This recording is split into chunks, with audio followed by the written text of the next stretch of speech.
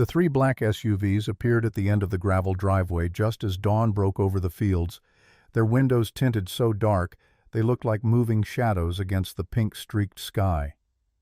Raina Harlow stood on the sagging porch of the farmhouse she'd owned for exactly 48 hours, her hands trembling as she gripped the splintered railing. At 58 years old, she'd survived a husband's betrayal, a daughter's abandonment, and the slow erosion of every dream she'd ever held. But the sight of armed men emerging from those vehicles, their tactical gear stark against the overgrown grass, sent a fear through her chest she hadn't felt since the night Marcus walked out. The lead man approached with purposeful strides, his hand resting on something at his belt. Behind him, others fanned out their movements, coordinated in a way that spoke of military training. One carried equipment she didn't recognize. Another spoke into a radio clipped to his shoulder. Raina's breath caught. She'd known the property was cheap for a reason. She'd known something about this abandoned farm had kept other buyers away.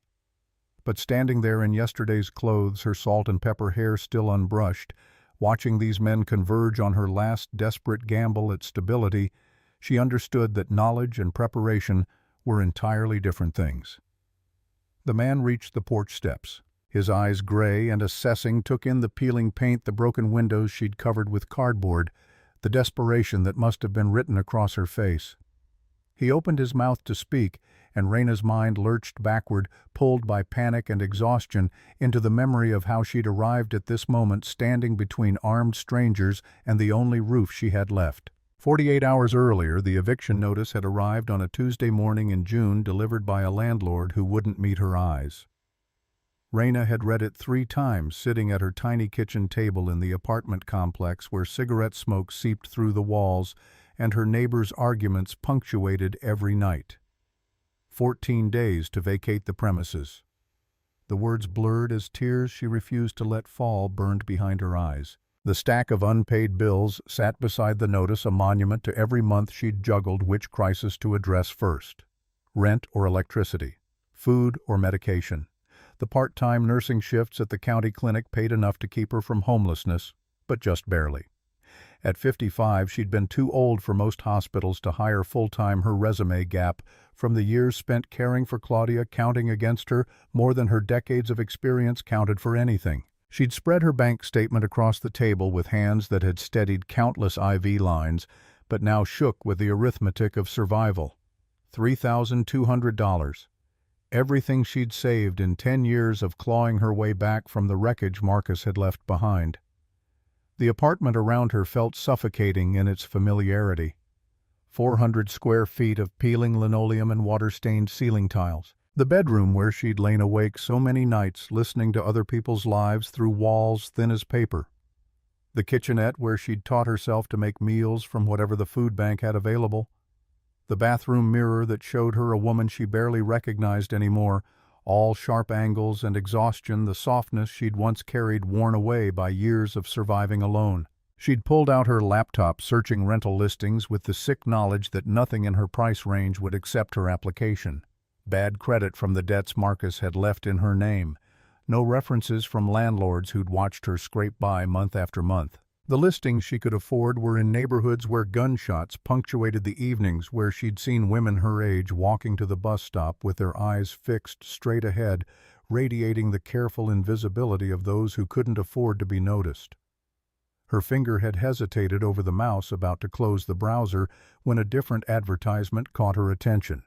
County tax auction, real estate seized for unpaid taxes. The listing looked almost accidental among the rental properties, a bureaucratic mistake that had wandered into the wrong search results. She'd clicked anyway, more from exhaustion than hope. The photograph showed a 2-story farmhouse with white paint weathered to gray, surrounded by overgrown fields that stretched toward tree lines dark with summer growth. 15 acres in Pine Creek, Miller County. A red barn with a sagging roof. Outbuildings barely visible through tall grass. The house itself looked like it had been abandoned mid-sentence, as if its occupants had simply stopped coming home one day and never returned. Starting bid $2,000. Raina had stared at that number until the screen blurred. $2,000 for 15 acres and a house. It was impossible. It was insane. There had to be something catastrophically wrong with the property, some nightmare of contamination or structural failure that made it worthless. But $2,000 was less than 2 months' rent on the apartment she was about to lose. She dug deeper, following links to the county assessor's website, piecing together the property's history from bureaucratic fragments. The farmhouse had been built in 1910, renovated in the 1970s. 1,800 square feet, 3 bedrooms, well and septic system. The last owner, a man named William Hayes, had died in 2013.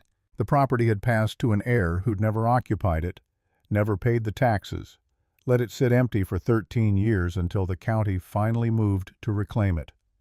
Pine Creek was 40 minutes from the city, far enough that Raina could afford the gas if she was careful. The property sat in decent school district territory, though that hardly mattered now. Claudia was 28 years old and hadn't spoken to her mother in 8 years. Raina had closed the laptop and sat in the silence of her condemned apartment, feeling the weight of every choice that had led her here. Marcus leaving had been the first collapse, the foundation cracking beneath everything she'd built. His affair with a woman barely older than their daughter. His departure in the middle of the night, taking the car they'd bought together, emptying their joint account, leaving her with debts she hadn't known existed, and a daughter who'd watched it all happen. Claudia's face that morning, staring at the note Marcus had left on the kitchen counter. 20 years old, home from college for the summer, and the careful distance she'd been building between herself and her mother had calcified into something harder in that moment.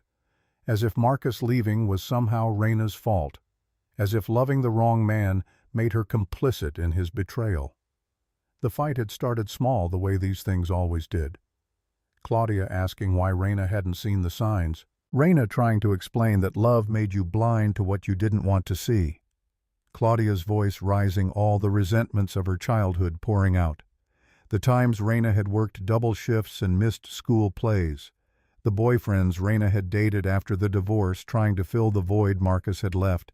The way Raina had clung too tight, needed too much, asked Claudia to be her emotional support when she should have been protecting her daughter from her own pain. The words Raina had thrown back sharp with hurt.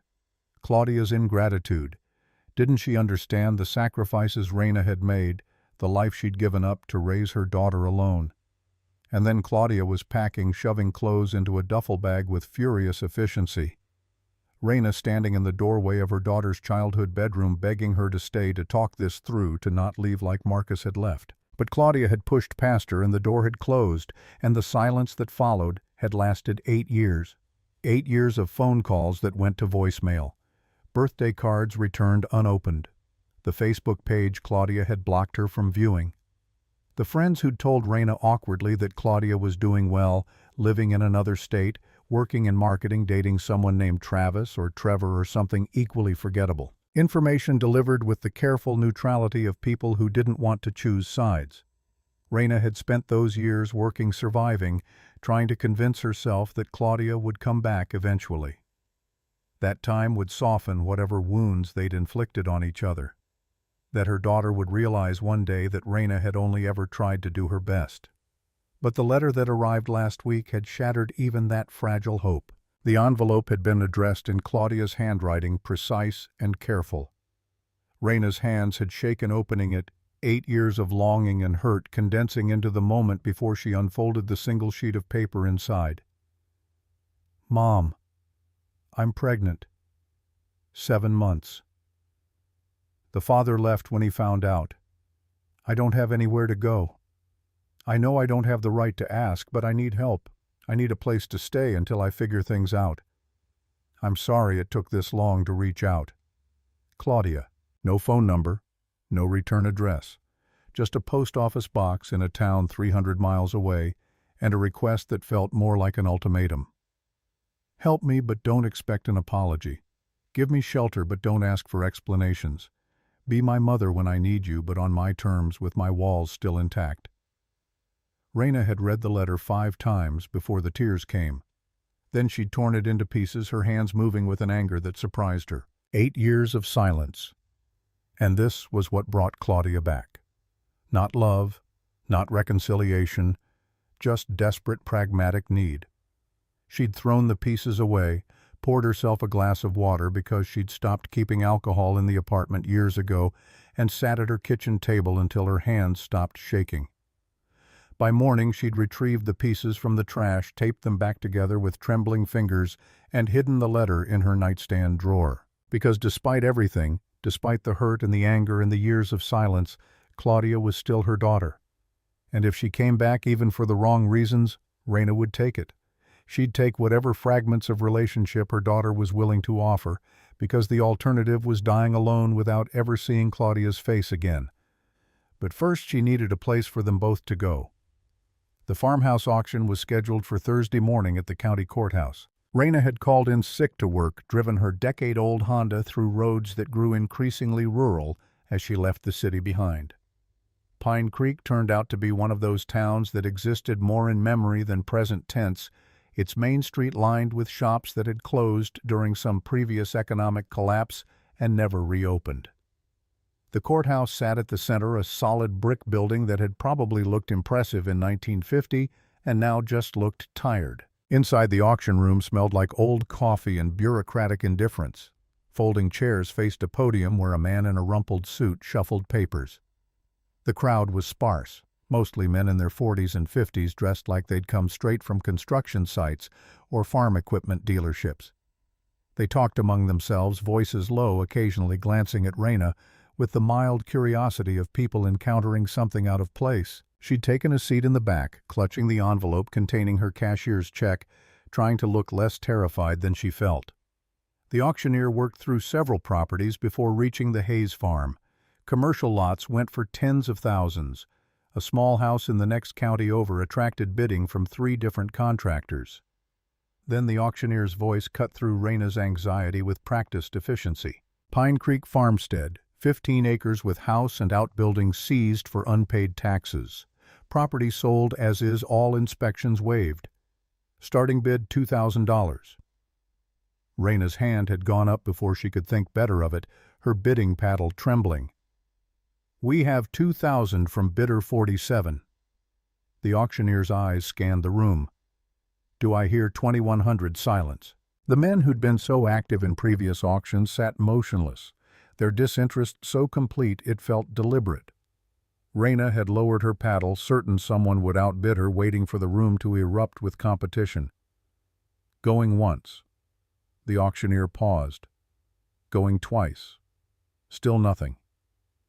One of the contractors caught her eye and gave a small shake of his head, a gesture that might have been warning or pity. Sold to bidder 47 for $2,000. Raina had signed the paperwork in a daze, watching her bank balance drop to $1,200 as she transferred the funds.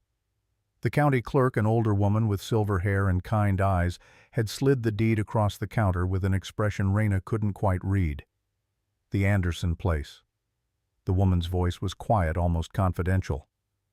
"You know there's a reason nobody bid against you." Raina's hands had frozen on the deed. "What do you mean, Mrs. Patterson?" her name tag read. The clerk glanced around as if checking who might be listening. "That property's got a strange history. Robert Hayes was an odd man kept to himself. Military background, they said. People reported unusual activity out there for years. Strange vehicles coming and going at night. Equipment deliveries that didn't make sense for farming. Some say he was building some kind of bunker or shelter." Raina had felt cold, despite the warmth of the courthouse. "I'm sure it's just small-town gossip." Mrs. Patterson's expression suggested otherwise. "Probably so, but after he died there were men asking questions around town. Government-type suits and badges. They cleared out whatever he'd been working on, or so folks assumed. The place has been empty since." Her hand reached across the counter, placing a business card atop the deed. "My nephew does handyman work if you need repairs. Tom Whitaker. Good man, doesn't ask too many questions." The drive to the property had taken Raina through countryside that grew increasingly isolated, the houses spaced farther apart, the roads narrowing from asphalt to gravel. She'd turned onto a driveway marked by a weathered wooden sign that still bore the name Anderson carved into wood, silvered by years of weather. The farmhouse sat on a small rise silhouetted against afternoon clouds. closer than the photograph suggested, more decrepit than she'd allowed herself to imagine. White clapboard siding weathered to gray patches, missing entirely to expose wood dark with rot. The wraparound porch sagged dangerously on the left side, its boards buckled and split. Windows broken or boarded, the ones that remained intact, filming over with grime and spiderwebs. Around the house, 15 acres of overgrown fields stretched toward tree lines thick with oak and maple. The red barn stood 100 yards away, paint faded to rust-brown roof, missing shingles in ragged patches. Smaller structures, a shed, and what might have been a chicken coop barely visible through grass that had grown waist-high. Raina had sat in her car for a long time, engine ticking as it cooled, staring at what she'd bought. A ruin. A desperate gamble that looked even more hopeless in 3 dimensions than it had in photographs. This was supposed to be her fresh start, her way of offering Claudia a home if she came back. This wreck of a building on land that screamed isolation and neglect. She'd climbed out of the Honda because there was nowhere else to go, her sneakers sinking into mud that spoke of recent rain. The porch steps creaked ominously under her weight. The key the county had given her turned smoothly in the lock despite the rust, as if the mechanism had been waiting for her, and the door swung inward with a groan straight out of every haunted house film she'd ever half-watched on sleepless nights. Inside, the air tasted stale and heavy. Dust hung in the shafts of light that penetrated the boarded windows, and cobwebs draped from ceiling corners like forgotten curtains. The wooden floorboards protested each step with groans and creaks that echoed through empty rooms. Raina had moved through the first floor in a daze, cataloging disaster. The living room held a moth-eaten sofa and a stone fireplace whose chimney probably needed rebuilding. The dining room was empty except for a table missing 2 legs and chairs scattered like the aftermath of some long-ago argument. The kitchen was worst of all, cabinets hanging off their hinges, a sink so rusted it looked actively dangerous, appliances that belonged in a museum of obsolete technology. A small study off the living room was the only space that felt intact, its built-in bookshelves empty but solid, a window that still had glass, a door that closed properly. Raina had stood in that room and felt her chest tighten with something between laughter and tears. 3,000 square feet of condemnation, 15 acres of isolation. This was what her life had been reduced to. This was the best she could offer her daughter if Claudia ever actually came home. She'd sunk to the floor, her back against the built-in shelves, and let the tears come. Great gasping sobs that felt like they'd been building for 8 years, for 10 years, for every year since Marcus had first looked at her with that distant expression that meant his mind was already somewhere else, with someone else planning an exit she'd been too blind to see coming. The floor was gritty with dust and probably mouse droppings. The walls were water-stained and peeling. The ceiling had cracks that suggested structural problems she couldn't afford to fix. But it was hers. Legally, irrevocably, catastrophically hers. When the tears finally stopped, Raina had pulled herself upright and climbed the narrow staircase to the second floor, testing each step carefully. 3 bedrooms, just as the listing had promised. The master held a metal bed frame without a mattress and an oak dresser that looked solid enough to survive. The other 2 rooms were empty except for a child-sized rocking chair and one that sent an involuntary shiver down her spine. The bathroom featured a clawfoot tub stained with rust and grime fixtures that hadn't seen water in over a decade, a mirror spotted with age. Raina had stared at her reflection in that failing light and barely recognized the woman looking back. 58 years old, alone, broke, desperate enough to buy a condemned house at a tax auction and call it hope. She'd descended the stairs more carefully than she'd climbed them, suddenly aware of how isolated the property was, how far from help if something went wrong. The sun was lowering toward the tree line, throwing long shadows across the fields. She needed to get back to her apartment, pack what little she owned, give notice to the landlord who'd been counting the days until she left anyway. But something pulled her toward a door she'd missed on her first exploration, half hidden in the shadows behind the kitchen. The door was heavy wood, the kind that spoke of older construction, and when she pulled it open, stone steps led down into darkness. The cellar. Every old farmhouse had one places to store root vegetables and canned goods through the winter. Raina had fumbled for her phone, using its flashlight to illuminate rough stone walls and a dirt floor. Wooden shelves lined the walls, still holding dusty mason jars with contents she didn't want to identify. The air smelled of earth and something else, something almost metallic. She'd played the light across the space, about to retreat, when something caught her attention. The back wall didn't quite match the rest of the stonework.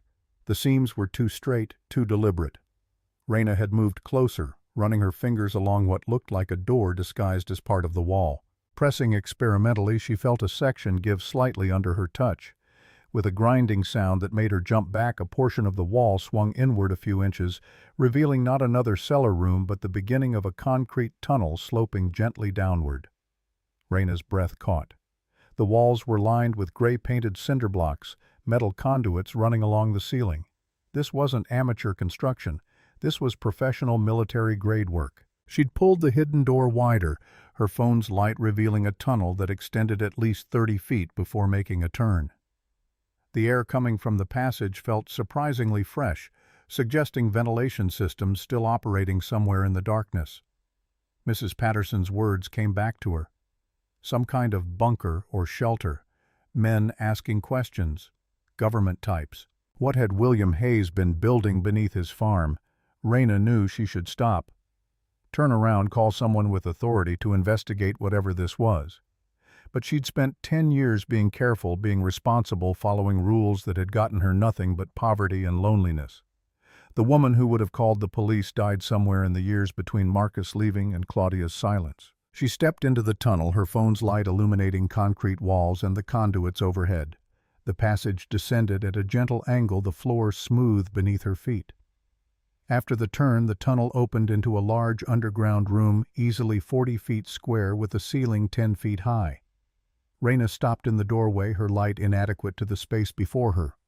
The room was finished with smooth walls painted institutional green. Fluorescent lighting fixtures hung dark from the ceiling. Metal shelving units lined one-wall desks with what looked like old computer equipment, filing cabinets painted government gray.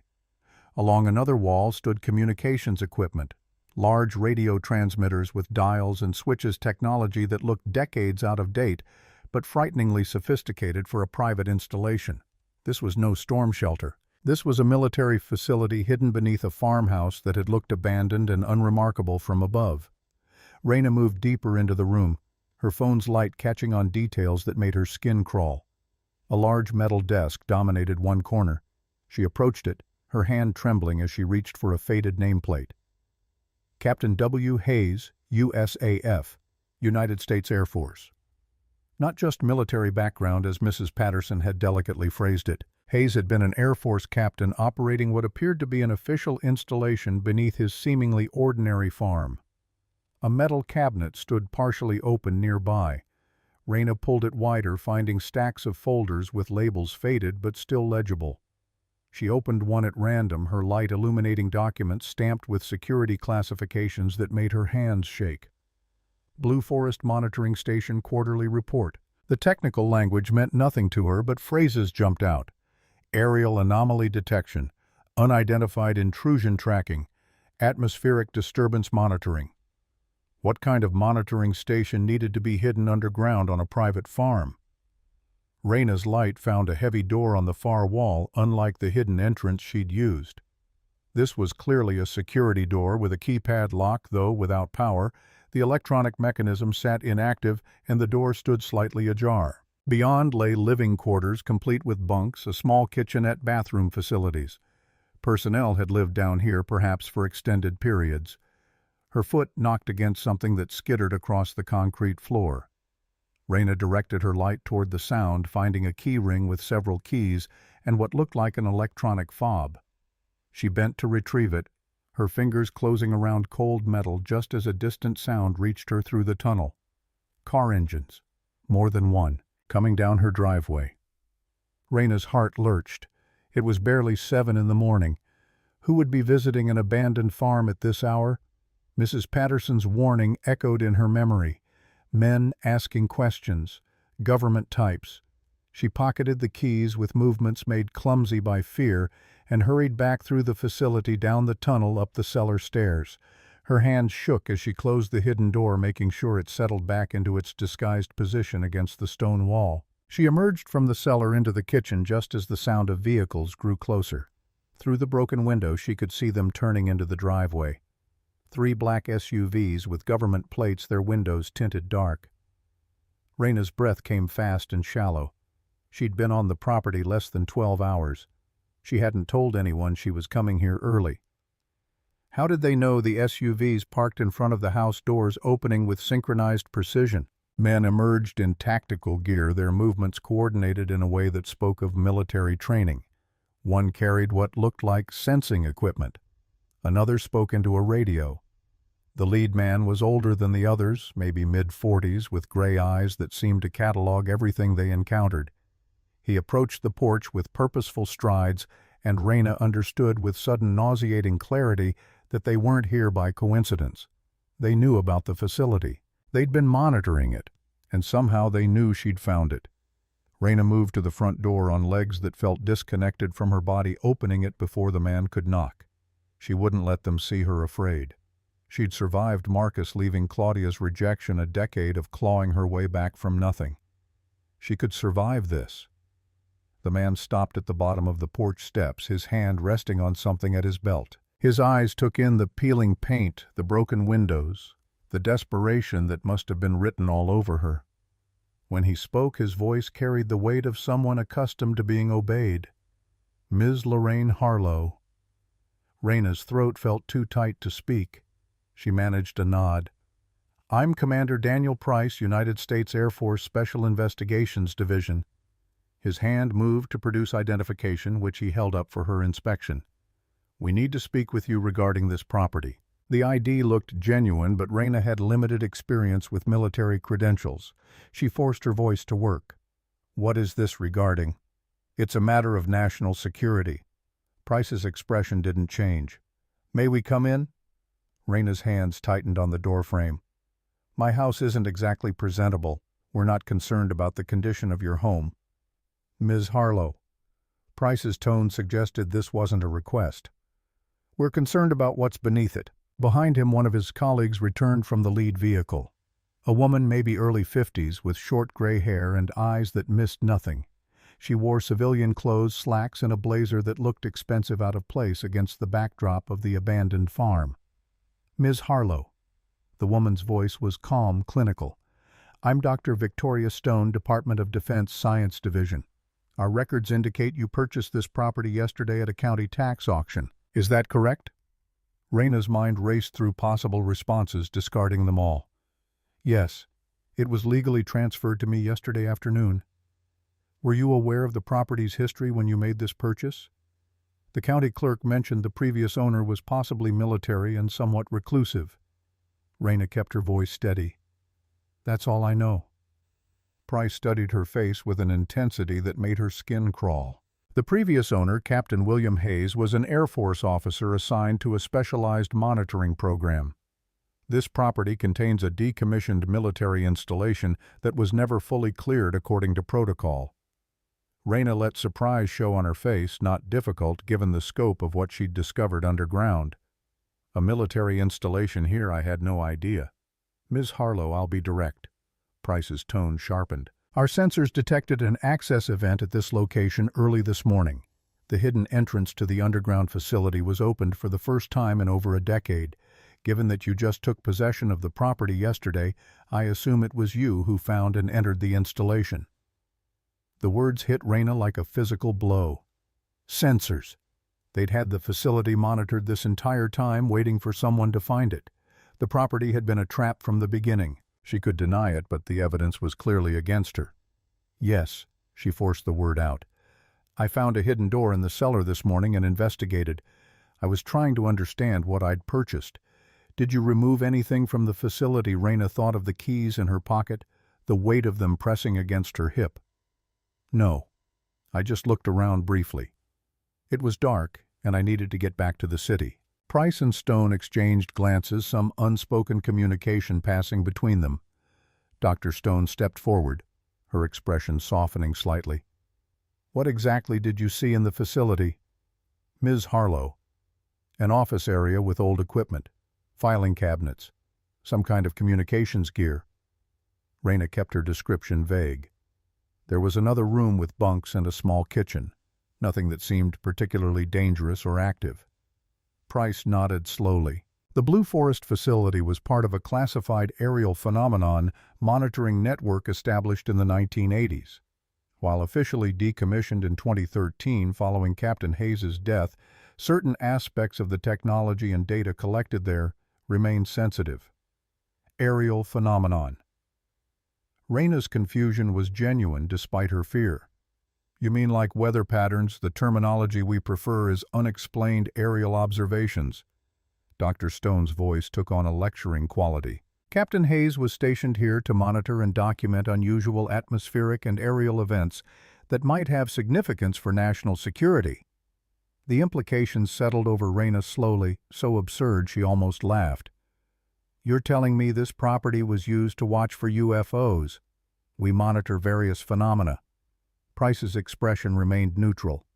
What matters now is securing and removing certain materials from the facility.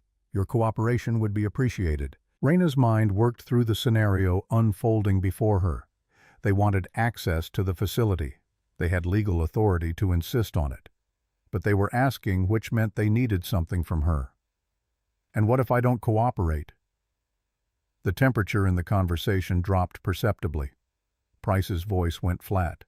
The property would likely be reclaimed under national security provisions. You'd be compensated for your purchase price, but you'd lose the farm. Raina felt a surge of protectiveness for this ruined house that had been hers for less than 2 days. Despite its condition, despite the military facility hidden beneath it, this place represented her last desperate bid for stability. A home where Claudia might come if she truly needed help, where they might begin to repair 8 years of silence. What about the facility itself? Raina asked. Will you be removing it completely? Dr. Stone shook her head. The basic structure will remain. It would be too disruptive to remove it entirely. We're only concerned with specific equipment and documentation. So I'd have an underground bunker on my property. Not precisely a bunker, Dr. Stone corrected. But yes, the living quarters and basic structure would remain intact, though I should note official access would be permanently sealed. One of the uniformed men emerged from the house and approached Price, speaking quietly. Raina caught fragments. The main console appears to have been accessed recently. The dust pattern suggests someone was searching through the command station within the past 24 hours. Price turned back to Raina, his eyes harder. The disturbance patterns suggest more than casual exploration, Ms. Harlow. Was anything removed from the command console? Perhaps a set of keys or access devices. Raina's hand wanted to move toward her pocket to confirm the keys were still there hidden. She forced herself to remain still. No, I didn't take anything. Maybe animals got in somehow. The place isn't exactly secure. Price didn't appear convinced, but he didn't press further. We'll be removing the sensitive materials today. Dr. Stone will remain to brief you on the non-disclosure agreements and address any questions you might have. Over the next several hours, Raina watched from the porch as the military team carried equipment and boxes of documents from the hidden facility to their vehicles. They worked with efficient silence, loading items into the SUVs with practiced movements. Everything from the underground installation disappeared into those vehicles piece by piece, erasing Captain Hayes's decades of work. By afternoon, Price declared the extraction complete. The facility has been cleared of classified material, he informed Raina. The entrance will remain, but we've disabled the electronic locks. You'll have access to the structure, but we recommend limiting time spent underground due to air quality concerns without the ventilation systems. As most of the team departed, Dr. Stone remained behind with a folder of documents. Let's go through these agreements. She spread papers across the dusty dining room table. The legal language was dense, but the implications were clear. Raina was prohibited from discussing the underground facility, its previous purpose, or Captain Hayes's military role with anyone. Violation would constitute a federal offense. As Raina signed the final document, Dr. Stone closed her folder carefully. For what it's worth, Ms. Harlow, I think you'll find this property has unexpected advantages. Besides a shelter during bad weather, Dr. Stone surprised her with a genuine smile.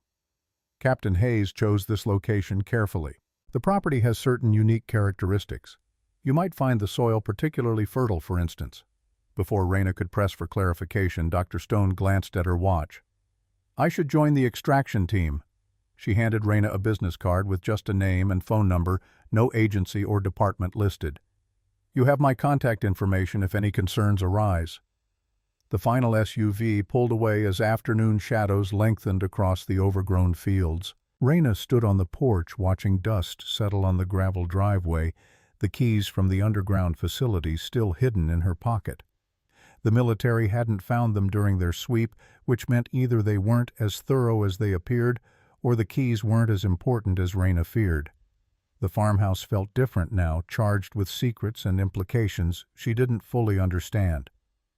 Captain Hayes had spent decades monitoring something from this isolated property. The government had maintained sensors on the facility for over 13 years after his death, waiting for someone to discover it. And Dr. Stone's comment about the soil being fertile suggested there was more to this place than abandoned buildings and overgrown fields. Raina pulled out her phone intending to call someone, though she wasn't sure who. The non-disclosure agreement prohibited her from discussing what she'd found. She had no friends close enough to confide in anyway. No family except a daughter who'd been silent for 8 years and a husband who'd erased himself from her life a decade ago. The isolation of the property pressed in around her. 40 minutes from the city, surrounded by fields and forest, with secrets buried literally beneath her feet, and military personnel who'd appeared within hours of her discovering them. This was supposed to be her fresh start, her way of offering Claudia a home if she came back. Instead, Raina had stumbled into something far larger and stranger than she could have imagined. And the keys in her pocket suggested that whatever the military had removed, Captain Hayes had hidden something they hadn't found. Something he'd left for whoever came after him to discover. 3 weeks passed before Raina allowed herself to believe the military wouldn't return. She worked through those July days with the focused intensity of someone who'd learned that survival required constant motion, patching the roof where rain had rotted through, replacing broken windows with glass salvaged from a hardware store's clearance bin, clearing debris from rooms that hadn't seen occupation in over a decade. Tom Whitaker. Mrs. Patterson's nephew proved as good as his aunt's recommendation. He arrived in a pickup truck held together more by rust than metal, surveyed the farmhouse with the practiced eye of someone who'd seen worse, and quoted her prices that suggested he understood exactly how broke she was. He rebuilt the porch supports, rewired the electrical panel so the lights worked without sparking, and replaced the kitchen sink without asking questions about the military vehicles that had surrounded the property during her first days of ownership. The garden had been Raina's idea, born from nights spent lying awake on the bare mattress she'd bought third-hand, staring at ceiling cracks and thinking about Claudia's letter. The soil behind the house was dark and rich despite years of neglect, easy to turn with the spade Tom had found in the shed. She planted tomatoes, herbs, flowers whose names she didn't know, but whose seed packets promised color. The physical work felt good, her hands in dirt, sweat on her back creating something instead of merely surviving. The county clinic where she'd worked part-time agreed to let her continue with adjusted hours, driving in 3 days a week to cover shifts no one else wanted. The commute ate gas money she couldn't afford to waste, but the paycheck kept her from burning through what remained of her savings. She needed to make this work. The farmhouse was all she had left. At night, after the renovation work stopped and the silence pressed in from the surrounding fields, Raina would retrieve Claudia's letter from where she'd hidden it in the nightstand drawer. The taped-together pieces felt fragile in her hands, the paper worn from folding and refolding. She'd read it until the words blurred, searching for some hint of the daughter she remembered in those spare, careful sentences. "I'm sorry it took this long to reach out. Not, I'm sorry for leaving. Not, I'm sorry for 8 years of silence. Just sorry for the timing, as if the years between them were nothing more than unfortunate scheduling." Raina had drafted responses a dozen times, crumpling each attempt. What could she say that wouldn't sound desperate or angry or both?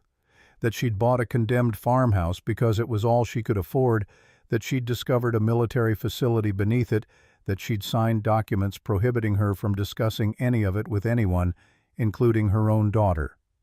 The keys from the underground facility sat in a jewelry box on her dresser, 3 conventional keys and the electronic fob, their presence a constant reminder of secrets she didn't understand. Commander Price's team had swept the installation thoroughly, but they'd missed these, which meant either the keys were unimportant or they opened something the military hadn't known to look for. Raina told herself she should leave it alone, focus on making the house livable, preparing for the possibility that Claudia might actually come. But curiosity gnawed at her during those sleepless nights. Captain Hayes had spent decades monitoring something from this isolated property. He'd hidden an entire facility beneath his barn. What else might he have concealed? The 4th week after the military's departure, Raina descended into the cellar again. The hidden door opened more easily now that she knew where to press, grinding less as it swung inward. The concrete tunnel felt less threatening in the beam of the heavy-duty flashlight she'd purchased, its walls solid and professionally constructed. The main room of the facility looked ransacked in the aftermath of the military extraction. Empty spaces on desks where equipment had sat. Filing cabinets hanging open, stripped of their contents. The communications console housing remained, but all the sensitive components had been removed, leaving only the metal shell. Raina approached Captain Hayes's desk with the keys clutched in her hand. The 3rd key on the ring slid into the drawer lock, smoothly turning with a click that sounded too loud in the empty space.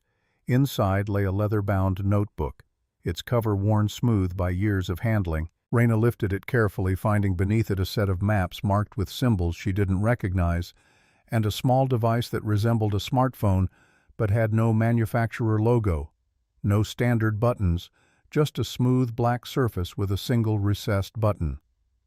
She opened the notebook, her flashlight illuminating handwriting that was precise, but hurried the script of someone writing quickly to capture thoughts before they escaped. The first entry was dated August 15, 1989. 3rd sighting this month. Pattern recognition software confirming what I already suspected. These aren't random. They're responding to something in this region. The frequency is increasing. Command wants technical data, but they're missing the larger implication. This isn't reconnaissance. This is contact. Raina turned pages, watching decades compress into Captain Hayes's observations. December 1992. Command refuses to acknowledge the non-military implications. They only want to know if it's Soviet or Chinese. If they would just review the spectral analysis, they'd understand these signatures don't match any known aircraft or atmospheric phenomenon. July 2001. Permission to share findings with NASA denied again. Official stance remains atmospheric anomalies. 20 years of data says otherwise. I've documented 347 separate events, each demonstrating flight characteristics that violate known physics. The objects respond to human presence. They're aware of us. The entries grew more frustrated as years passed, Hayes's careful scientific observations bleeding into commentary about institutional blindness, about data being ignored because it didn't fit acceptable narratives. But the final entry, dated March 3, 2013, made Raina's hands tremble. They're shutting us down. Budget cuts, they say. But I know the real reason. Too much evidence accumulated. Too difficult to maintain the official narrative when you have 25 years of documentation showing consistent, intelligent interaction. I've secured the most important findings where they won't think to look. The land will protect the truth until someone ready to understand comes along. The soil itself has changed. They don't realize what that means. But someday someone will notice.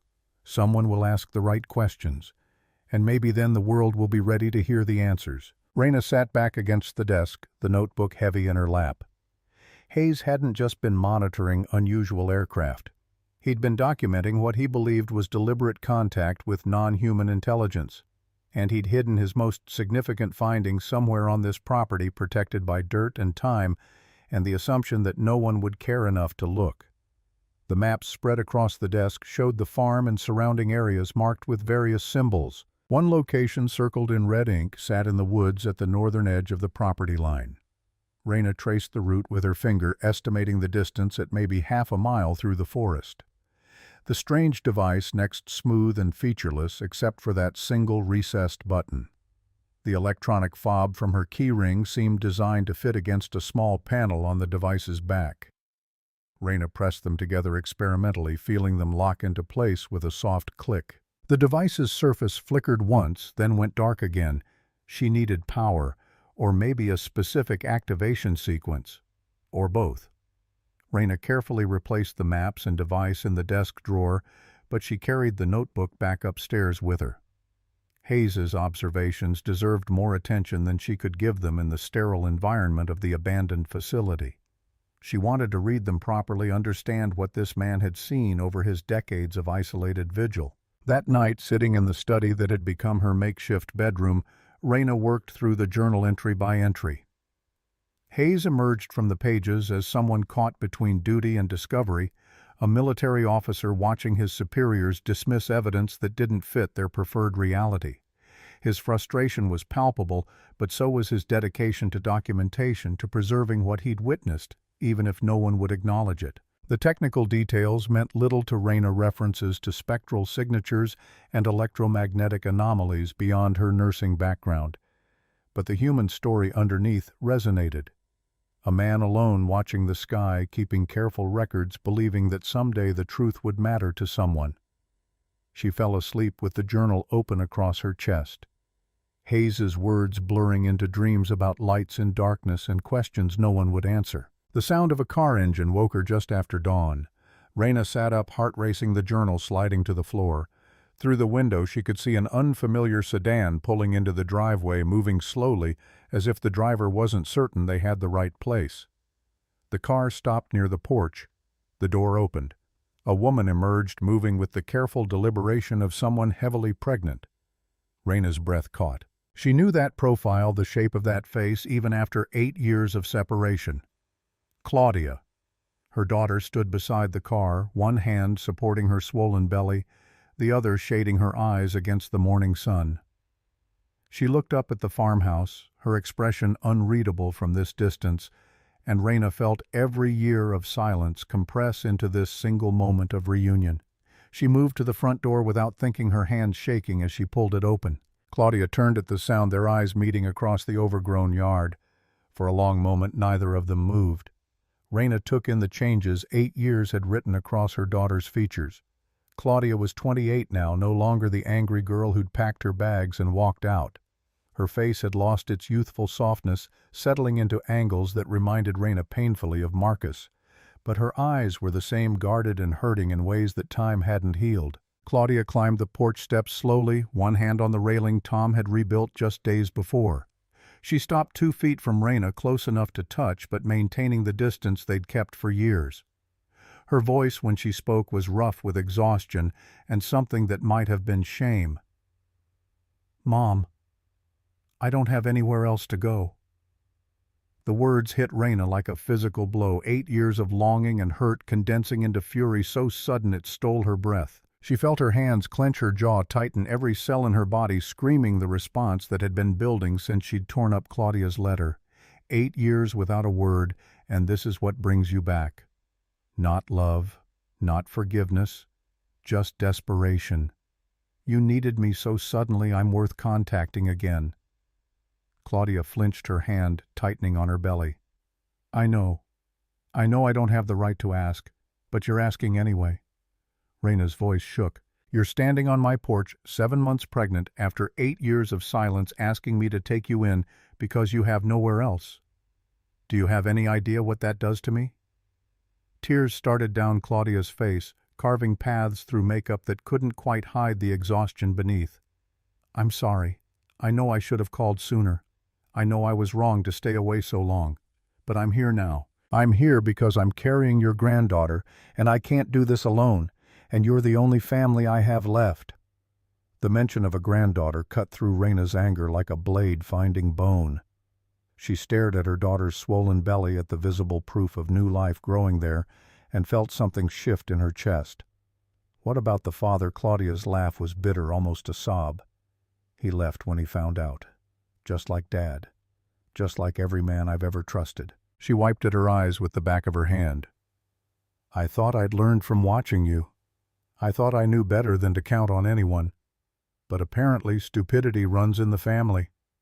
Raina wanted to argue to defend herself against the implicit accusation in those words. But Claudia wasn't wrong. Marcus had left, and Raina had let her daughter watch it happen, let Claudia see her mother fall apart in the aftermath. She'd been so consumed by her own pain that she'd failed to protect her daughter from learning all the wrong lessons about love and trust and survival. "Come inside." The words came out harder than Raina intended. "We need to talk, but you shouldn't be standing in the heat." Claudia followed her through the door, moving with the awkward balance of advanced pregnancy. Her eyes took in the renovated study, the bare mattress, the boxes of Raina's possessions still unpacked against the walls. "You live here. In this one room for now." Raina kept her voice neutral. "The rest of the house needs work. I've been focusing on making this space livable." Claudia lowered herself onto the single chair Raina had salvaged from the dining room, her hand never leaving her belly. "It's not what I expected." "What did you expect?" Raina heard the edge in her own voice. "You didn't bother checking on me for 8 years. For all you knew, I could have been homeless." The accusation hung between them, true and cruel in equal measure. Claudia's face crumpled, fresh tears spilling. "I thought about you every day. Every single day for 8 years I thought about calling, about writing, about showing up and apologizing for all the terrible things I said. But the longer I stayed away, the harder it got. And I was so angry at you, Mom, for staying with Dad when you knew he was cheating, for making me watch you break down after he left, for needing me to be your emotional support when I was just a kid trying to figure out my own life."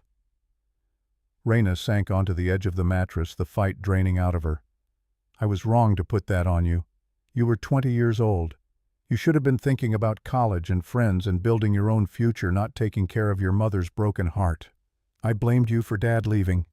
Claudia's voice dropped to barely above a whisper. "I knew it wasn't your fault, but it was easier to be angry at you than at him. He was gone untouchable.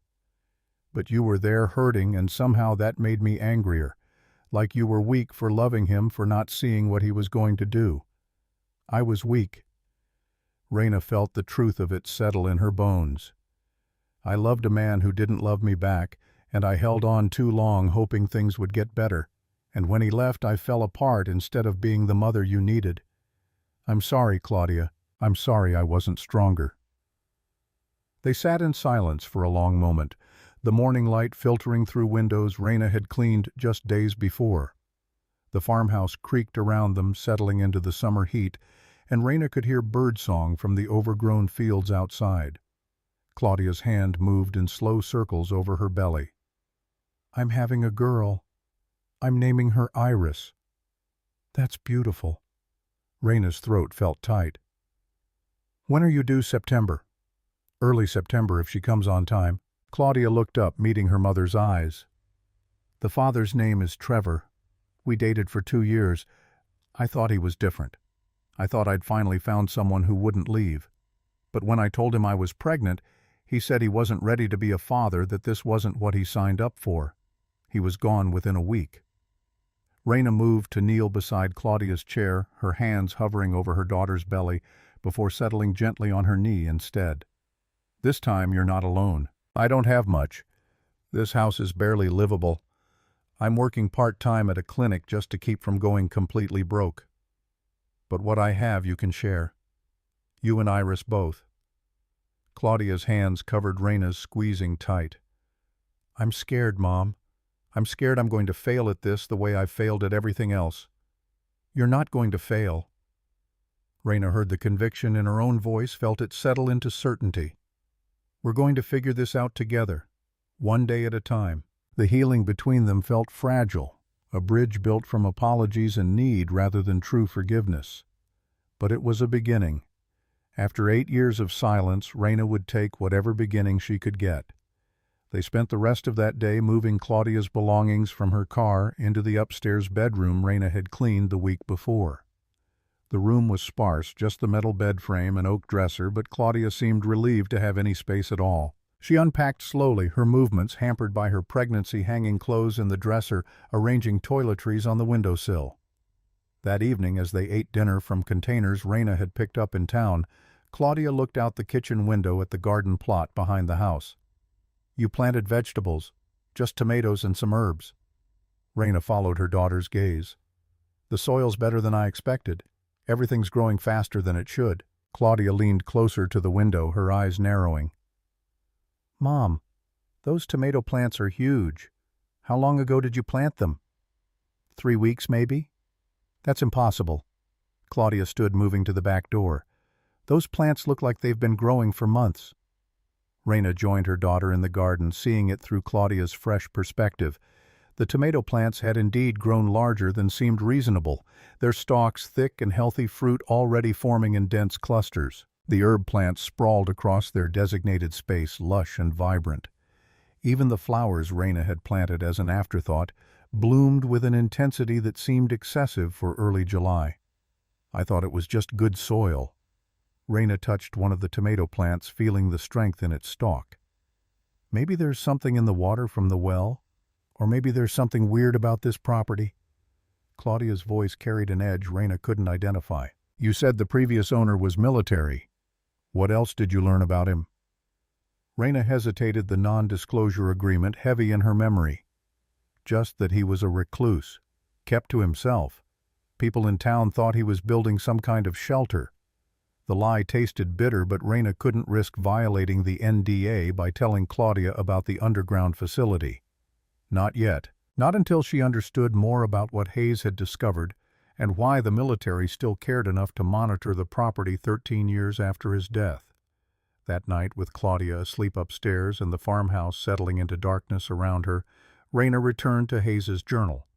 She read about soil samples taken over decades, about measurable changes in composition that Hayes attributed to what he called proximity events. The more frequently the phenomena appeared above the property, the more the soil changed, developing characteristics Hayes couldn't explain through conventional agriculture or geology.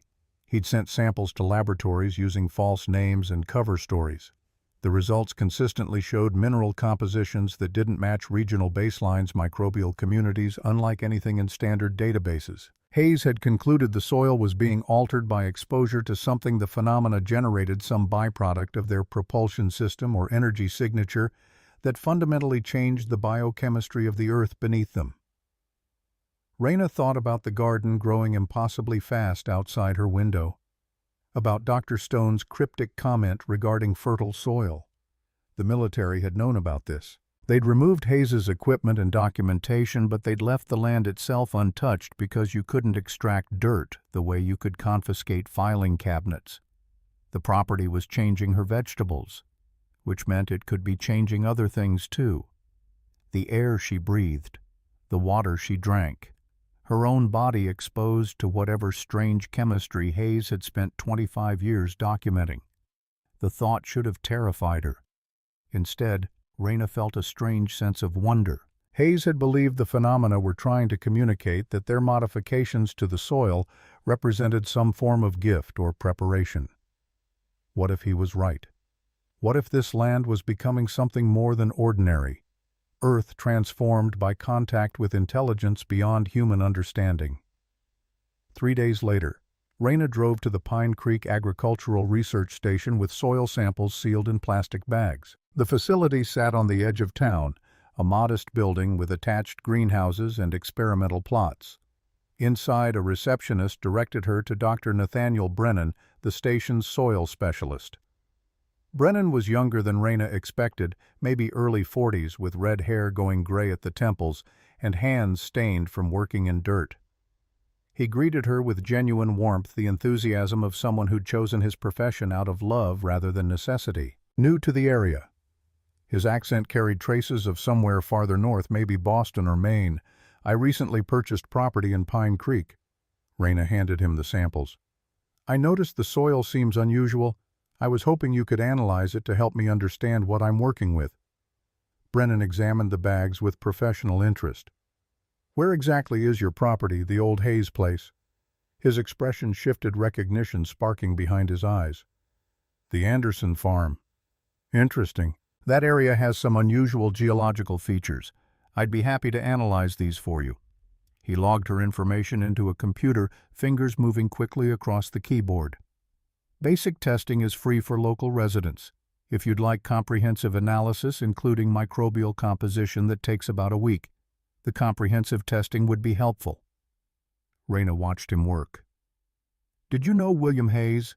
Not personally. Brennan's tone stayed neutral, but something in his posture suggested he was choosing his words carefully. He was known to be private, though he occasionally contributed plant specimens to our seed bank. Quite knowledgeable about botany for someone with no formal training. This was the first Rayna had heard about Hayes having botanical interests. What kind of specimens? Unusual varieties. Brennan stood gesturing toward a door marked Authorized Personnel Only. Would you like to see our research greenhouse? We have some projects that might give context to your questions. The abrupt change of subject confirmed Rayna's suspicion that Brennan knew more than he was saying. She followed him through the building to a secured door requiring both keycard and code. Beyond lay a state-of-the-art greenhouse with automated systems controlling temperature and humidity. Plants in various stages of growth filled organized sections, each meticulously labeled and monitored by sensors. Brennan guided her to a secluded corner where plants with unusual geometric patterns in their leaf structures grew in isolated containers. These specimens originated from seeds Captain Hayes provided in 2010. Their DNA contained sequences unlike anything previously documented in botanical science. Rayna stared at the plants, noting their vibrant health despite the artificial environment. Are they dangerous? Not at all. Brennan's voice took on the quality of someone discussing a favorite mystery. But they demonstrate characteristics that shouldn't be possible. Photosynthetic efficiency 300% higher than natural plants. Ability to extract nutrients from seemingly depleted soil. Resistance to all known plant diseases. We've been studying them for years under the official guise of experimental hybrid development. He paused, studying Rayna's face. But you already know this property has unusual characteristics, don't you? That's why you're here. Rayna made a calculated decision. I found his journal, not the official reports, his personal observations. He believed the farm sat at some kind of intersection point. Brennan nodded slowly. A location where the boundary between our world and something else is particularly permeable. That was his theory. And his botanical research supported it. The soil from specific areas of your property has been fundamentally altered by exposure to something we can't identify or replicate. Did Hayes die naturally? Brennan's expression grew guarded. Officially, heart attack at age 68. Unofficially, there were circumstances that raised questions. He'd contacted several scientists, including my predecessor here, about going public with his findings. That was in February 2013. He died 4 weeks later. The implications settled over Rayna like frost. And then the military came and cleared out his facility. You know about the underground installation? Brennan spoke it as statement, not question. They conducted a decommissioning operation. All official records were removed. But Hayes had anticipated that possibility. He distributed aspects of his research to people he trusted. The agricultural elements came to us. Other portions went elsewhere. He pulled a business card from his pocket, writing a personal number on the back. If you discover anything else, anything you'd like a scientific perspective on, call me. No official reports, no government involvement. Just collaboration between people who want to understand what Hayes spent his life documenting. Rayna took the card, feeling the weight of what Brennan was offering. An ally. Someone who understood the significance of what she'd stumbled into and who wouldn't dismiss it as impossible or demand she surrender it to authorities. That weekend, Rayna and Claudia walked into the woods together for the first time in 8 years. The path was overgrown but still visible, suggesting it had been traveled frequently before Hayes's death. Claudia moved slowly, her pregnancy making the uneven ground treacherous, but she'd insisted on coming when Rayna mentioned wanting to explore the northern property line. What are we looking for? Claudia paused to catch her breath, one hand supporting her belly. Just getting to know the land. Rayna kept her answer vague. There's supposed to be an interesting rock formation out here. They found it 20 minutes later, a granite outcropping rising from the forest floor in a shape that did indeed resemble a turtle's shell. Claudia sat on a fallen log, grateful for the rest, while Rayna circled the formation, studying it from different angles. Hayes's map had marked this location with a red circle. He'd written coordinates in the margin along with a cryptic notation, Cache 1 primary documentation. Raina knelt beside the rock, running her hands over the ground around its base. Her fingers caught on something metallic beneath a layer of leaves and topsoil. She brushed away the debris, revealing a metal plate approximately 6 inches square, embedded in what appeared to be a concrete housing. "Mom, what did you find?" Raina's heart raced as she pulled the smallest key from her pocket, the one she'd been carrying since the day she found them in the underground facility. It slid into the lock in the center of the plate, turning smoothly despite years of exposure. The plate lifted on hidden hinges, revealing a waterproof container sunk into the concrete. Raina lifted it carefully, surprised by its weight. "Is that a buried treasure?" Claudia's voice held a mixture of amusement and curiosity. "Something like that." Raina stood cradling the container. "Let's get this back to the house before we open it." They made the return journey slowly, Claudia asking questions. Raina deflected with promises of explanations later. The container felt heavy with possibility, with secrets Hayes had deemed important enough to hide outside his official facility to protect even from the military that would eventually sweep through his life's work. That evening, after Claudia had gone upstairs to rest, Raina carried the container to the underground facility. She wanted to open it where Hayes had done his work, in the space he'd dedicated to understanding what others refused to acknowledge. The container was sealed with a sophisticated mechanism, waterproof and airtight. Another key from her ring unlocked it, the lid opening with a hiss of escaping pressure. Inside, cushioned in specialized foam, lay 3 items: a leather portfolio containing documents and photographs, a small metallic cylinder about the size of a pen, and a data storage device that resembled an external hard drive, but with connections unlike any standard format Raina recognized. She opened the portfolio first, her hands trembling. The photographs were extraordinary, crystal-clear images of lights and objects against night skies, some showing structured craft with geometric patterns, others capturing atmospheric phenomena with detailed instrumentation readings annotated in Hayes's precise handwriting. The documentation revealed a man driven by scientific rigor rather than conspiracy thinking. Hayes had methodically cataloged patterns, attempted communication protocols, developed theories based on observable data. His frustration with official dismissal bled through his careful prose. One analysis, dated July 12, 1998, made Raina's breath catch. These objects demonstrate technological capabilities far beyond current human achievement. The maneuvers recorded today would generate G-forces fatal to any biological pilot and impossible for materials known to our engineering science. The craft responds to human presence, altering course to avoid collision while maintaining observation distance. This is not surveillance. This is careful interaction with a species they're trying not to frighten. The metallic cylinder proved to be a sophisticated optical device. When Raina pressed what appeared to be an activation button, it projected a 3-dimensional star map onto the facility wall, certain systems highlighted and connected by lines that suggested routes or relationships. She quickly shut it off, overwhelmed by implications she couldn't begin to process.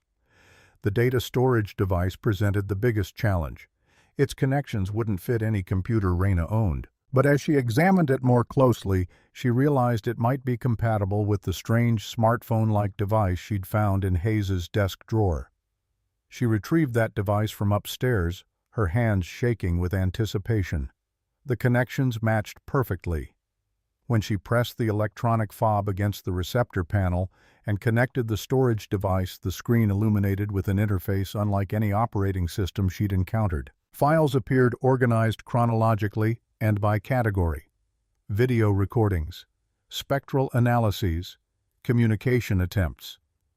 25 years of diligent research by a man who'd dedicated his life to understanding phenomena his government refused to acknowledge. Raina spent most of that night absorbed in Hayes's work, watching video of lights performing maneuvers that violated physics as she understood it, reading his careful documentation of each event, his attempts to establish patterns and meaning. By dawn, she'd reached several conclusions that would have seemed insane before she discovered this property and everything hidden within it. Hayes hadn't been delusional. His research was meticulous.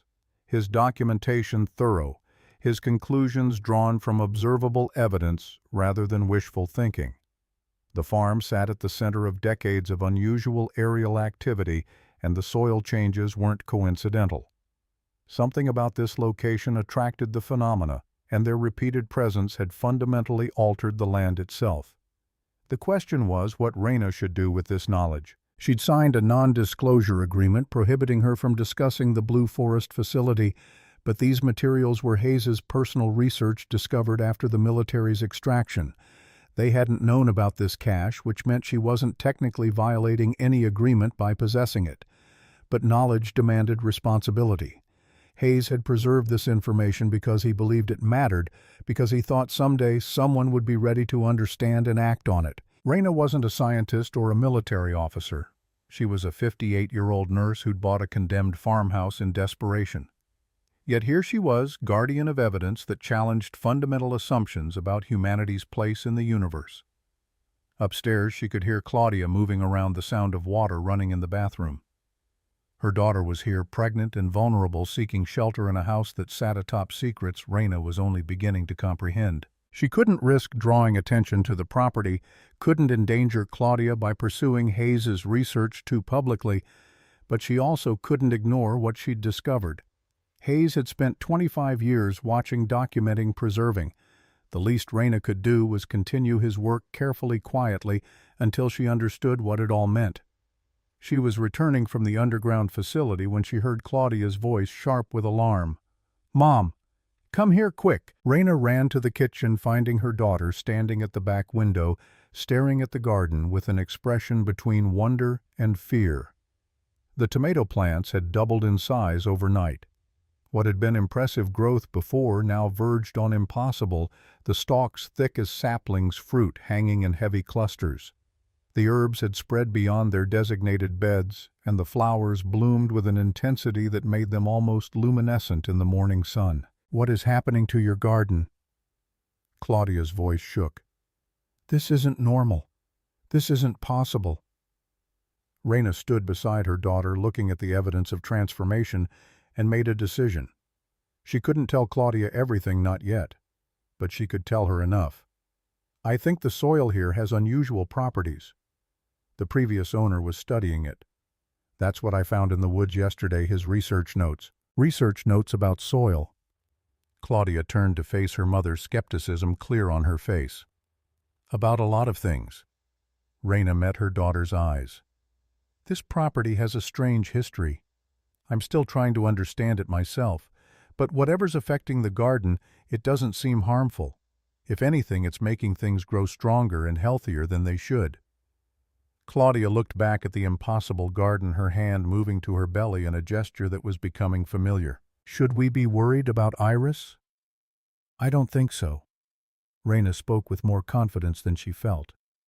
"But I'm going to keep investigating, and if I find anything concerning, we'll leave.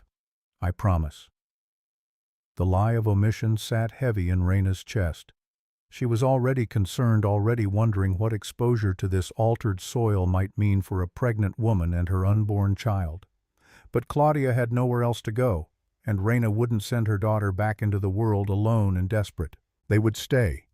They would figure this out together, and maybe in the process of unraveling Hayes's mysteries, they would also find a way to heal the wounds that 8 years of silence had carved between them. Dr. Brennan arrived at dawn, his face gray with concern that shifted to amazement as Raina described the garden's overnight transformation. "You understand what this means?" His hands moved in gestures that suggested he was trying to grab concepts too large for words. "Accelerated growth response. The soil isn't just altered, it's actively responding to cultivation. This goes beyond passive modification. They're still here." Raina heard herself say it, the conclusion she'd been avoiding. The phenomena. They haven't left. They're still interacting with this land. Or the land itself has been changed permanently. Dr. Eliza Wong stood beside Brennan, already unpacking equipment from cases she'd brought. A physicist from the State University whose specialty was quantum mechanics and whose interest in Hayes's work had brought her here. The modifications might be self-sustaining at this point, continuing to amplify without direct intervention. Over the following days, they worked together documenting the garden, taking measurements, collecting samples. Wong set up monitoring equipment around the property, trying to capture whatever electromagnetic signatures she kept detecting. Raina contacted scientists. Brennan suggested people whose credentials were impeccable and whose willingness to examine Hayes's research spoke to how compelling his documentation was. And then, on a moonless night in mid-August, the phenomena returned. Raina woke to Iris crying upstairs, Claudia's voice soothing the baby back to sleep. She was about to drift off again when light flooded through her window, orange-red and impossibly bright, casting shadows that moved as the source descended. She was at the window before thought caught up to instinct, pulling the curtain aside to witness what shouldn't exist, but undeniably did. A sphere of light hovered above the farmhouse, easily 15 feet in diameter, pulsing with colors that shifted from deep red to brilliant orange. It descended slowly, the light it cast somehow gentle rather than harsh, like firelight, but impossibly bright. Raina's breath caught. This was what Hayes had documented for 25 years. This was what the military had tried to classify out of existence. And it was here now, above her home. She heard footsteps on the stairs, Claudia's voice urgent. "Mom, there's something outside. What is that light?" Raina turned to find her daughter in the doorway, Iris sleeping against her shoulder, both of them illuminated by the glow from the window. "That's what Captain Hayes spent his life watching." Raina's voice came out hushed with wonder. "That's what this property has been chosen for." They moved to the window together, watching the sphere circle the house slowly, its light making every detail sharp and clear. It hovered for perhaps 5 minutes before ascending, gaining altitude with impossible speed, until it was just another point of light among the stars. The silence afterward felt profound. Raina stood with her daughter and granddaughter, all three of them transformed by witnessing something beyond human understanding. Claudia's voice was barely a whisper. "They're real. Everything you've been researching, everything Hayes documented, it's all real." "Yes." Raina's arm went around her daughter's shoulders.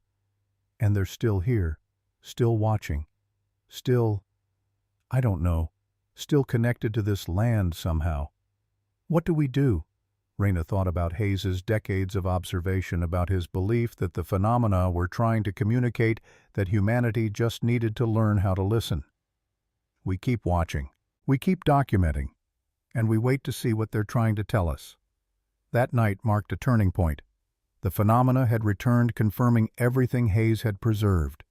And Raina understood with sudden clarity that her role wasn't to expose this to the world unprepared. Her role was to be the bridge between Hayes's work and whatever came next, to protect and preserve until the moment was right to share what this isolated farm had been teaching those willing to see. The land would protect the truth until someone ready to understand came along.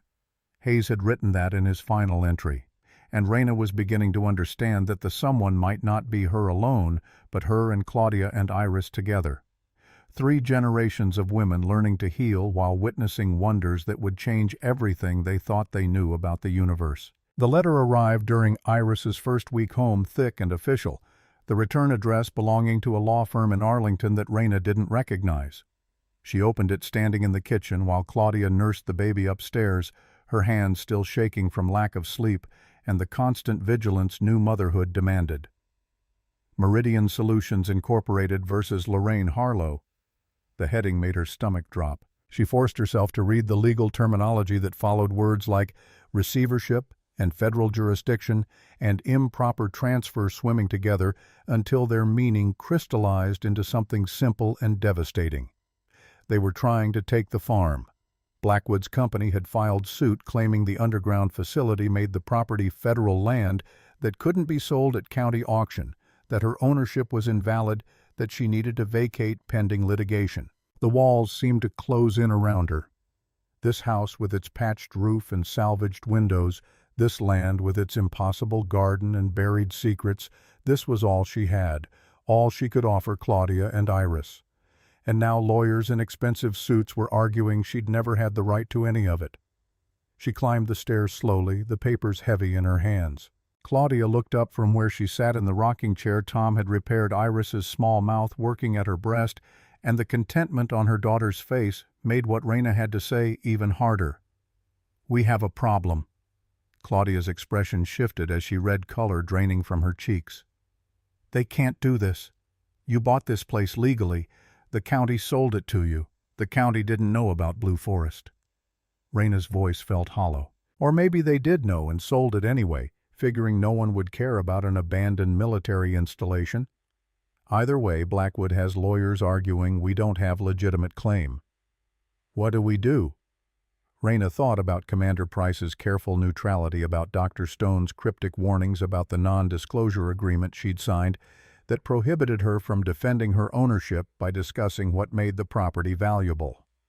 Fight, I suppose, though I don't know how we pay for lawyers when we can barely afford groceries. The letter from Blackwood himself arrived 2 days later, delivered by courier who required signature. The tone was cordial, almost friendly, as if the lawsuit was merely an unfortunate formality. $400,000 remained on the table. 30 days to accept before the offer expired, and they pursued the property through litigation she couldn't afford to contest. He'd included his private number invitation to call any time to discuss reasonable resolution. Claudia read it over Raina's shoulder, Iris sleeping against her chest in the carrier she'd taken to wearing constantly. "He thinks we'll just give up, that we'll take his money and disappear. Maybe we should." Raina hated herself for saying it. 400,000 would set you up for years. Iris could have everything she needs. You wouldn't have to worry about money while raising her alone. Is that what you want? To sell? Raina looked around the kitchen. They'd cleaned together the windows, letting in afternoon light that made the scarred countertop almost beautiful. "No, but I want you safe more than I want to be right. And fighting Blackwood means risking everything, including the roof over Iris's head. Then we fight smart." Claudia's voice carried conviction Raina hadn't heard since before Marcus left, before 8 years of separation had taught her daughter to expect abandonment. "We document everything. We reach out to people who can help. We make sure Hayes's research matters to someone besides corporations trying to profit from it." The decision solidified between them without formal agreement. They would fight. They might lose the farm eventually because Blackwood had resources they couldn't match, but they'd make sure his victory was expensive and public and came too late to suppress what Hayes had spent decades protecting. Dr. Brennan arrived that evening with Wong, both of them carrying equipment. They spent hours in the underground facility examining what remained, taking measurements, documenting anomalies. "This isn't just biological modification." Wong's voice carried excitement that made technical jargon sound almost poetic. "The electromagnetic signatures here don't match any known natural or artificial source. Whatever has been visiting this location operates on principles we don't have equations for yet. Can you prove that Claudia had followed them down, leaving Iris sleeping upstairs with a monitor? Can you show people this is real, that it matters? With time and proper equipment?" "Yes." Wong looked around the stripped facility. "But Meridian will bury this in proprietary research the moment they gain control.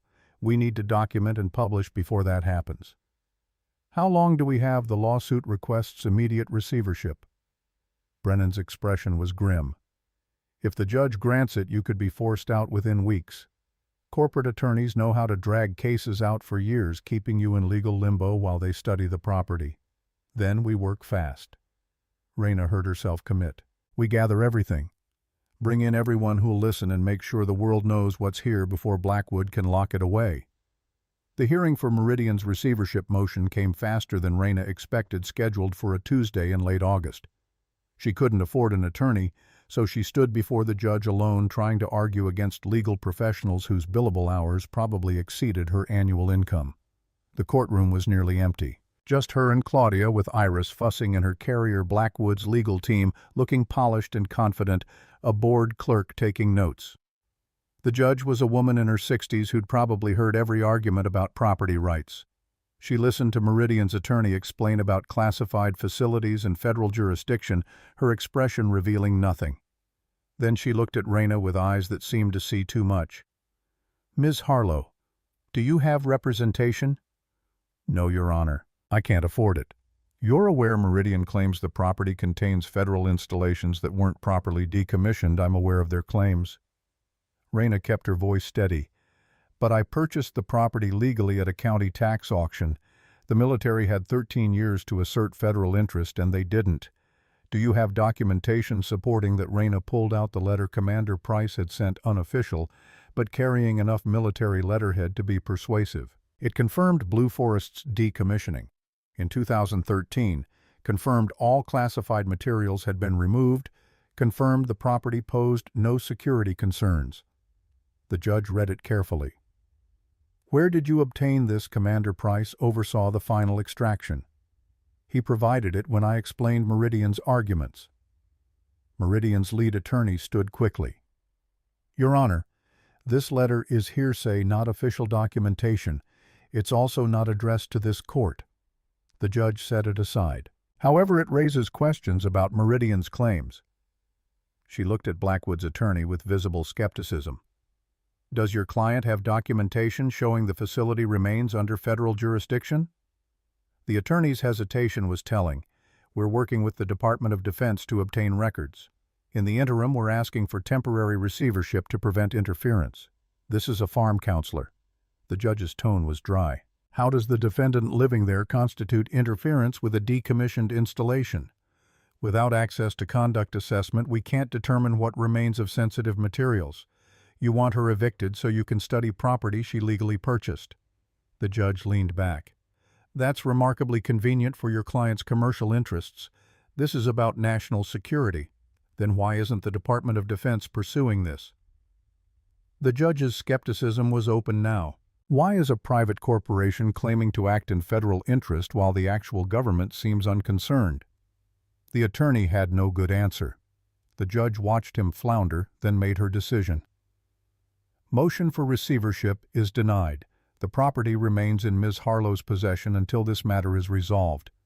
Meridian can pursue its lawsuit through normal channels, but Ms. Harlow won't be evicted without proper judicial process. Outside the courthouse, Claudia let out a sound between laugh and sob.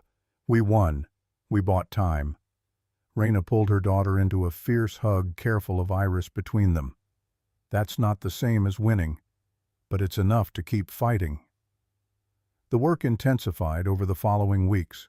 Brennan brought colleagues from MIT and Stanford, people whose credentials were impeccable. Wong set up sensor networks trying to capture whatever the phenomena generated that human instruments could measure. Raina contacted journalists and academics, anyone whose interest might overcome skepticism long enough to examine Hayes's documentation. Claudia discovered she had a gift for translation, taking technical jargon and rendering it comprehensible without losing accuracy. She worked beside Raina despite Iris's constant needs, drafting press releases, coordinating with scientists. You're good at this. Raina's observation came out softer than intended. Making complex information accessible. I learned from watching you survive impossible situations by making people understand what you needed. Claudia didn't look up from her laptop. You taught me communication matters more than education. I never taught that deliberately. You taught by living it. Claudia met her mother's eyes. You think I didn't notice how you talked to doctors after my asthma attacks? You've been teaching me my whole life. I'm just finally old enough to recognize the lesson. The plan came together with speed that suggested desperation or destiny. They would publish Hayes's research simultaneously across multiple platforms, academic journals and mainstream media, overwhelming Blackwood's ability to suppress. They would include documentation of protective interventions, photographs of the impossible garden soil analyses showing impossible compositions. 2 weeks before planned release, Claudia went into early labor. It started as back pain she dismissed. By noon, contractions were regular. By 2, they were too close to ignore, and her water broke while walking from kitchen to living room. The drive to Pine Creek Memorial took 20 minutes that felt like hours. Claudia gripped the door handle, breathing through contractions that came faster than they should. Raina drove with one hand on the wheel and the other clasping her daughter's murmuring reassurances neither believed. The hospital was small, 15 beds, and a maternity ward that saw maybe 3 births monthly. The nurse who met them took one look and called for a wheelchair. 8 centimeters dilated. The doctor's voice carried concern he tried to hide. First babies usually take longer, but sometimes they have their own timeline. But it didn't progress smoothly. Labor stalled at 9 centimeters, Claudia exhausted from contractions that accomplished nothing. The baby's heart rate began showing distress, dipping with each contraction, recovering more slowly. "We might need to consider a cesarean."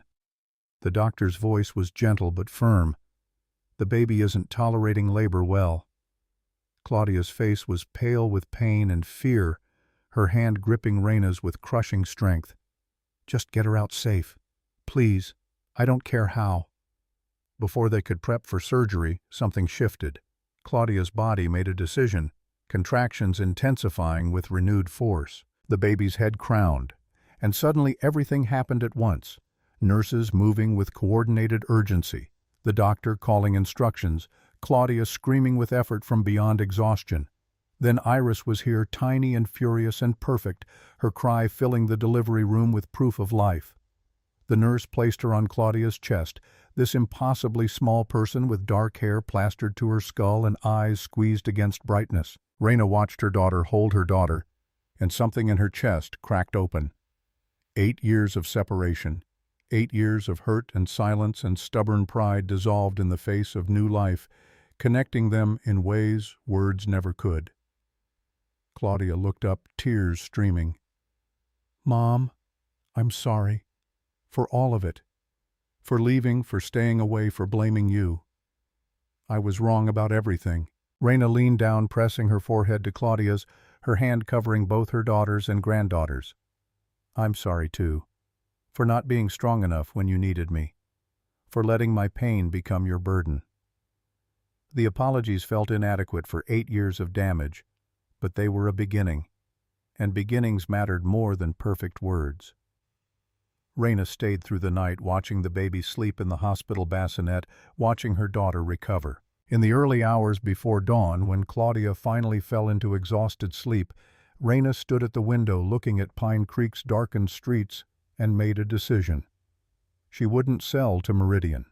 She wouldn't let Blackwood turn Hayes's life work into corporate profit.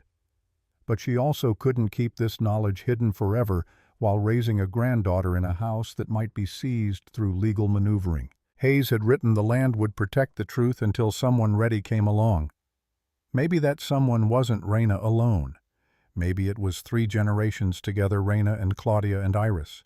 3 generations of women broken and learning to heal.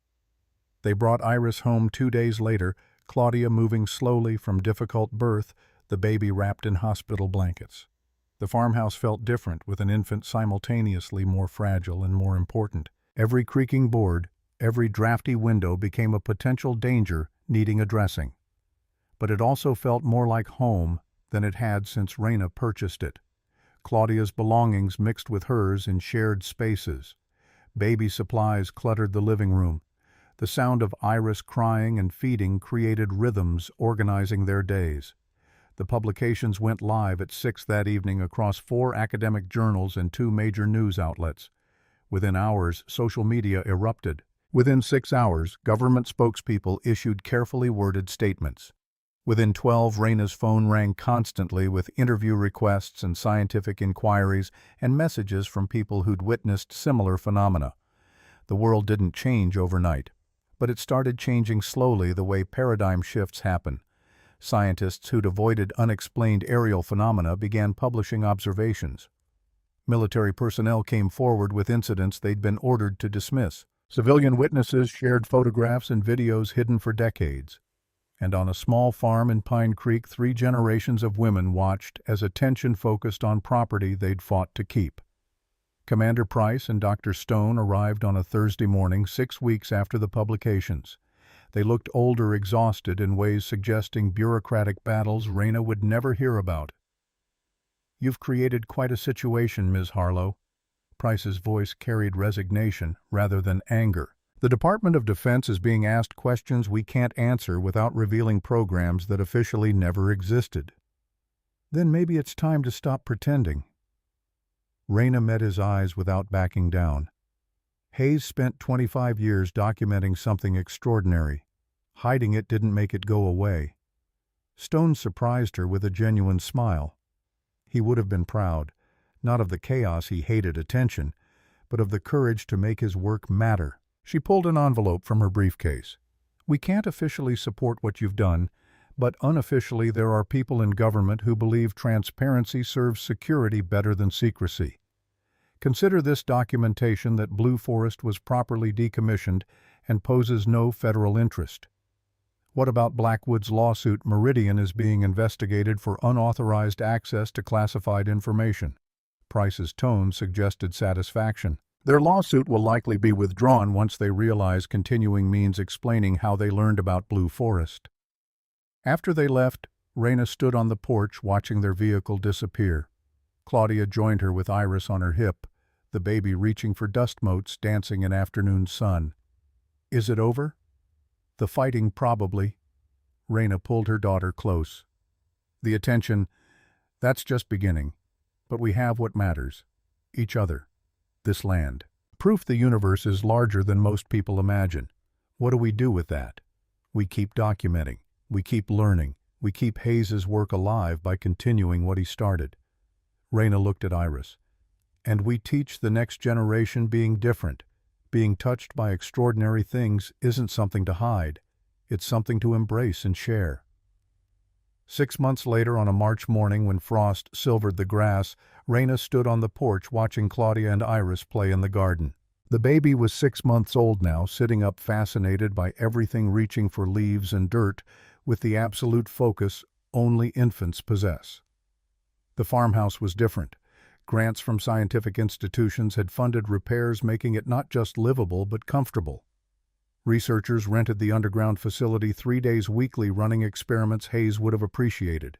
Claudia managed academic partnerships, proving as capable at organizing study protocols as translating technical language.